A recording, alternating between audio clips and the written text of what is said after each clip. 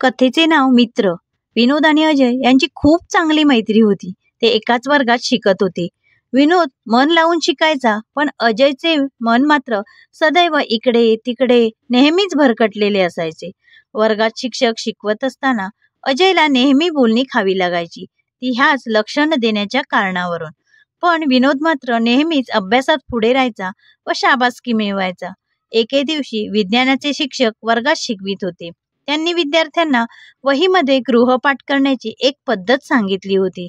त्यानुसार सर्व विद्यार्थ्यांनी गृहपाठ पूर्ण केला होता, पण अजयने मात्र आपल्या सवयीनुसार गृहपाठ व्यवस्थित पूर्ण केला नव्हता. त्याची वही पाहून शिक्षक रागाने त्याला म्हणाले, "हे तू काय केले आहेस? मी तर पानाच्या एका बाजूनेच लिहायला सांगितले होते, पण तू दोन्ही बाजूने लिहिले आहेस." आता अजय घाबरला, कारण शिक्षकांनी त्या दिवशी सुट्टी होण्याच्या आत वही पूर्ण करायला सांगितली होती आणि सुट्टी होण्यास फक्त 2च तास राहिले होते.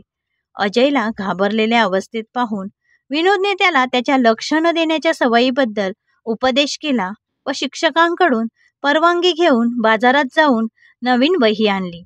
इतकेच नाही तर अजय सोबत बसून त्याचा गृहपाठ पूर्ण केला आणि त्याची वही शिक्षकांकडे जमा केली.